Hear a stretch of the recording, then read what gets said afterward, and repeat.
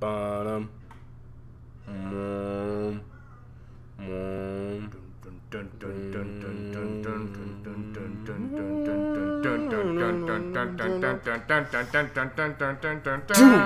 Fucking Jaws. Jaws, right? Everybody knows it. Everybody's seen it. Yes. Great movie. It's one of the timeless classics. It never gets old for me. Every time I see it on TV, I love it. Oh my god, it's still scary. It's still. How many kids from our generation and generations past were afraid to go in their above ground white trash ass pool because of this fucking movie? Oh my god, yeah. I remember going to the beach when I was a kid seeing the movie and not going to the ocean one bit and just swimming in the hotel pool. And even the pool was scary. Even the pool, because I mean, at night in the pool in the deep end, it's fucking terrifying. Yeah. It's dark. You don't know what's under there. I agree 100%. So what do you like about this movie, Haven? Oh my god, like where to begin, really? Such a good movie, timeless classic, like you said. For one, the directing, and just if you know a little bit about the backstory with Jaws, the production was hell. To get through Jaws was just a nightmare. You know, they had like all kinds of reshoots. You know, they couldn't get the shark to fully work in the water and everything. Yeah. And that right there is great. But what I love about the movie, personally, being like an audience member, is just, I mean, oh my god, just like the cinematography and just like the camaraderie of them being on the boat. The score from John Williams, just every little detail about this movie is just absolutely amazing. Oh. And we're not trying to suck this movie's dick. No, but it deserves a little bit of, you know. It deserves praise. Yeah. There's a little. Maybe not cut. Well, yeah, we can cup the balls. Yeah, you got to. I mean, you got to be the gentleman. Like, of course, you're gonna cup the balls. And maybe this might be a little too much.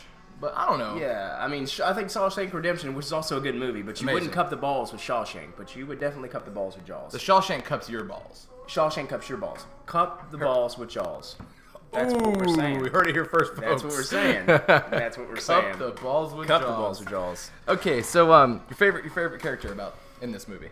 I like Hopper. I like Hopper. Okay, I'm a Hooper, however you want to say it. I think it's Hooper. Yeah, it's Hooper, yeah. I'm a Quint guy myself. You Quint, yeah. It's sharks, she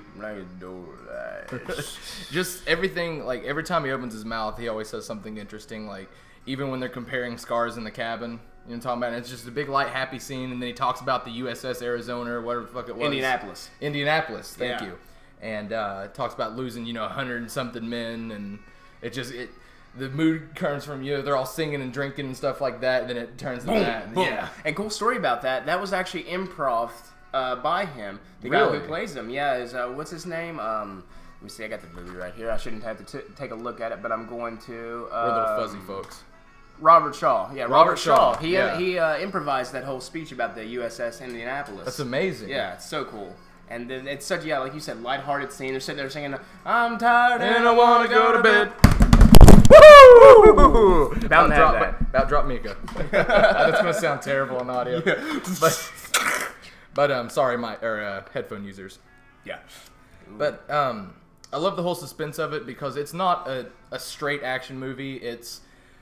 You don't see the shark a lot, and that's why I appreciate out of a good monster movie, if you will, that you don't see the monster a lot, but when you do, it's a very tense scene, and it's always building up to the scene of showing the monster, too. Yes. I love that part about only a choice few horror movies because everything likes to blow everything in your fucking face nowadays, and I really appreciate that part. Yeah, and for like you said, like the most part, you don't even see the shark. You see him when he's like attacking that guy in the rowboat. Like you can see him under the water. You don't see him like full on. Exactly. But it's that fill in the blank that's really scary. And which of course you do see him towards the end when he attacks Quinn. He gets up on top of the boat and stuff like that. You see him, but it's built up so much, and Bruce, the shark, still looks amazing to this day. Oh, yeah. Looks absolutely amazing. Yeah, and you've seen all these movies. Like, I would prefer Bruce over all the CGI bullshit sharks that you see 100%. In movies now. Like, you got Shark Week and all these other, like, Shark Night and all that shit. Like, I mean, it's kind of... Demon Shark. And then you got that one where it was like a shark mixed with a human, and it had the guy from Poltergeist in it. I don't even know what the fuck that movie's called. I seen it on TV a long time ago.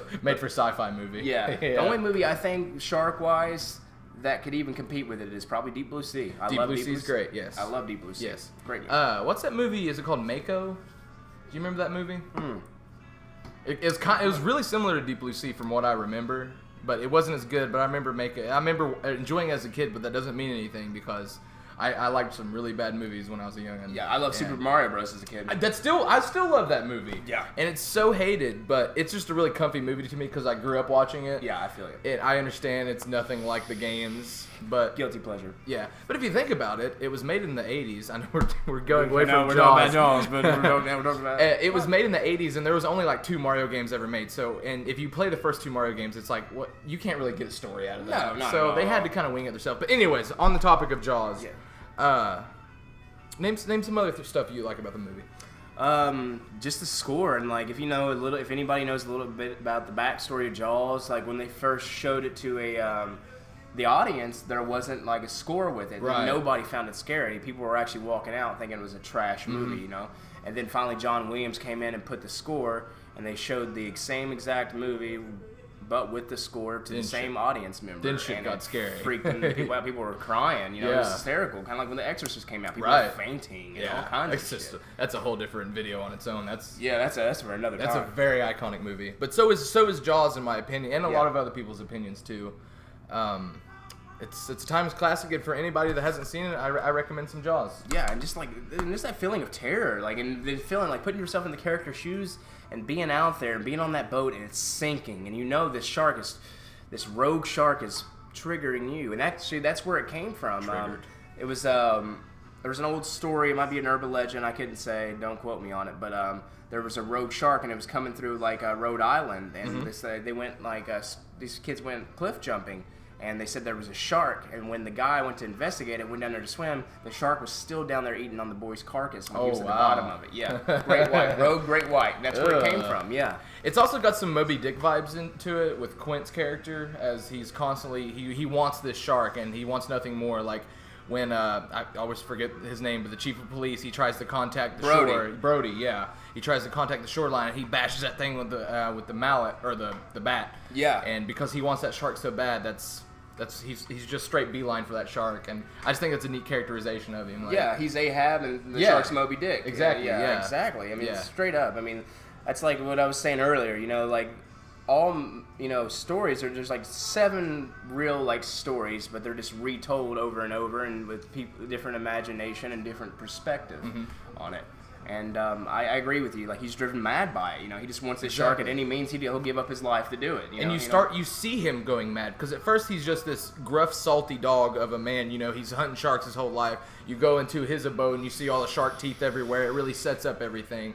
And then you like you said, you see him start going mad for this shark, and he gets it at the end. The shark, straight munches on him. Oh, big time. And it's nasty. And it's blood coming out of his mouth and stuff. Gargling and Yeah. oh my god, yeah. It's a rough scene to watch, definitely. And then of course the end with the smile, you son of a. Smile, you son of a, and before he just says bitch, Boom! perfect. Shoots the scuba tanks in his mouth. And Steven Spielberg's first movie, well, not first movie, he did Duel first, but then he did Yeah. Jaws. It's his first big movie that really picked up Steven Spielberg's name. And another cool thing, Jaws was actually the very first summer blockbuster.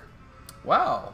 Jaws coined the term summer blockbuster. Really? Yeah. I did not know that. Yeah. Fucking Haven Martin, everybody. The more you know. So, what would you give this movie out of 10? I'm gonna give it God, it's massive. I don't want to say 10. I don't want to be cliche. We don't want to do that. I was going to say I'm gonna like give it either a- 8.5 or 9. Yeah, 8.5, 9, maybe 9.3, possibly. Would you recommend it to somebody that doesn't like horror movies?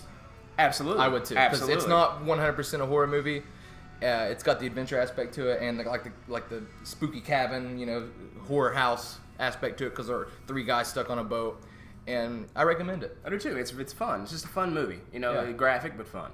All right, well, you're going to see more of these guys. Signing off, guys. Raining wages. Woo!